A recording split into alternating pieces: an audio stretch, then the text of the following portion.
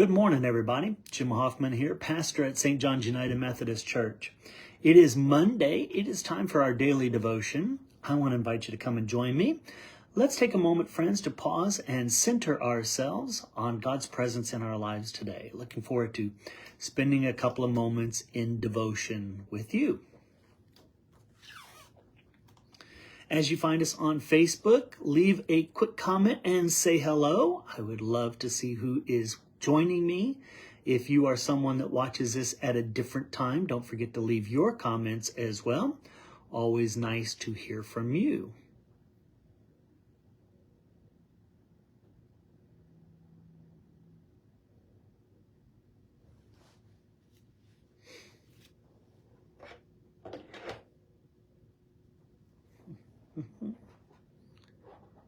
Good morning, Linda. Are you home yet, or are you still in Chicago? And how's Finnegan today, by the way?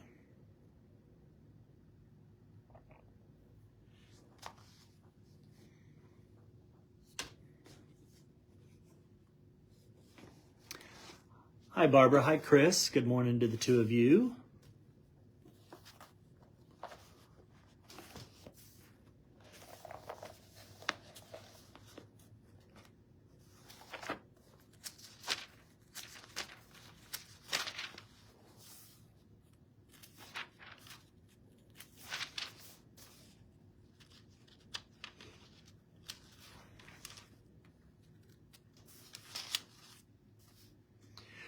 We're going to be reading from the Psalms. It seems to be a fairly popular reading, the Psalms, but we're going to be reading from the Psalms, the 31st chapter, We're going to read verses 19 to 24. So Psalm 31, verses 19 to 24. Doing much better. He was in the hospital for a couple of days. Mercy. Trying to read your whole note. Okay, lymph nodes. Okay. Well, we will definitely keep him in prayer today, and I'll make sure that folks know to pray for Finnegan. Good morning, Debbie. Glad to have you today.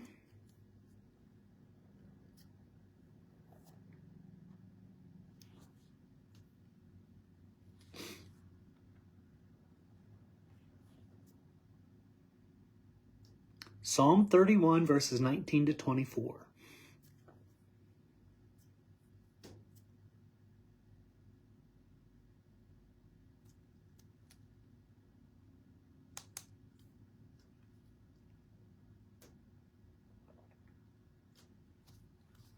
Hi, Susan. Good morning to you.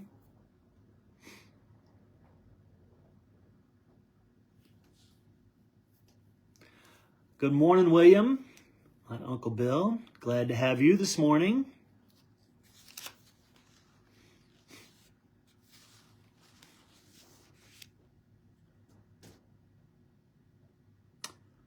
Psalm 31, verses 19 through 24.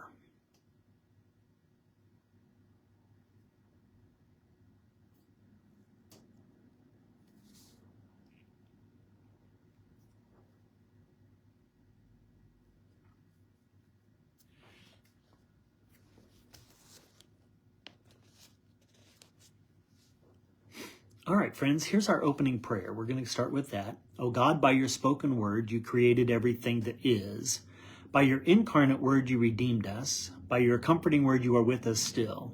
Prepare us now to hear your word to us this day. Amen. Psalm 31, we're going to read verses 19 to 24. So I want you to pause for a moment, kind of clear your mind, your head space. I want you to listen to these words. I'm going to try to read them slowly, but maybe think of these as a prayer as well. But I want you to listen to these particular words from Psalm 31. It says, "Oh, how abundant is your goodness, that you have laid up for those who fear you and accomplished for those who take refuge in you in the sight of everyone. In the shelter of your presence you hide them from human plots. You hold them safe under your shelter from contentious tongues. Blessed be the Lord, for he has wondrously shown his steadfast love to me when I was beset as a city under siege. I had said in my alarm, I am driven far from your sight. But you heard my supplications when I cried out to you for help. Love the Lord, all you his saints. The Lord preserves the faithful, but abundantly repays the one who acts haughtily. Be strong, and let your heart take courage, all you who wait for the Lord. Our devotion writer today is William Balch. William is from Pennsylvania, and his focus verse is verse number 24. Be strong and take courage, all you who hope in the Lord. The NRSV, as we read it, said, all you who wait for the Lord. Here's William's devotion. Once, not far from my home, I saw a large flock of sparrows landing on a phone wire. The line was packed with birds sitting nearly shoulder to shoulder. One bird, late to arrival, could not find a place to perch. With great persistence, it kept fluttering back and forth, looking for a spot to sit. The bird finally found a place barely wide enough to accommodate it. That tiny bird did not give up. This observation made me think about hope. Hope in God is expressed eloquently in Psalm 31. Such hope is rare in our world today, where we so often see violence and division among people. When our society seems to offer us little reason to feel optimistic, are we not more likely to find hope in our faith and its timeless values? Sometimes when I struggle with difficulties of my own, I might become discouraged and feel overwhelmed. Nevertheless, I can take heart in remembering the persistence of the tiny sparrow and the words of Psalm 31. With God's help and guidance, I can keep persevering with hope. So the thought for the day is, I will persevere because of my faith. I like that image. You know, you think about all of the things that are in our hearts and our minds. They clutter up our head, they clutter up our body, they clutter up our spirit, and they take up, it seems like, all of the space. And a lot of it, unfortunately today, seems to be a lot of negative stuff that's taking up the space. Whether it's the news that we consume, or it's just things that we're watching going on, driving in traffic, whatever it could be, there's just a lot of negativity cluttering that narrow bandwidth that we have to be able to focus on, pay attention to, and just live within. And yet, over here at the side is hope that's flittering around, trying to find space just to land upon your heart and your spirit, to land within your life. And I wonder if we're trying to figure out maybe how to make some room for that, particularly at the Advent season. You know, this is the season of hope, love, joy, and peace. Are we making room for hope?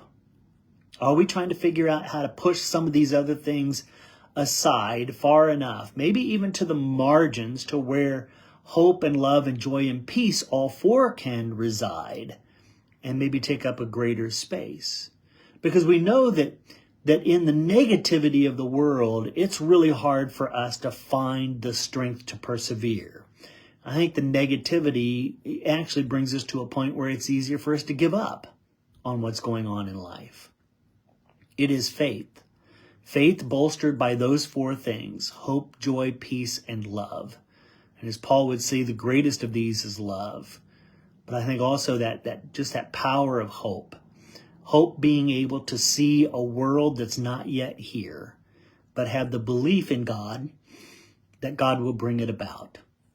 And so as you're thinking about what's going on in your life today, all of the things that are cluttering it up, all of the negativity in the world around you, and maybe even within your own self, can you figure out today how to just push some of that aside far enough that hope might land upon you, and that it might give you a different perspective, bring you to a different place, bring you maybe to a place where you'll persevere even more because of faith in God and God's love?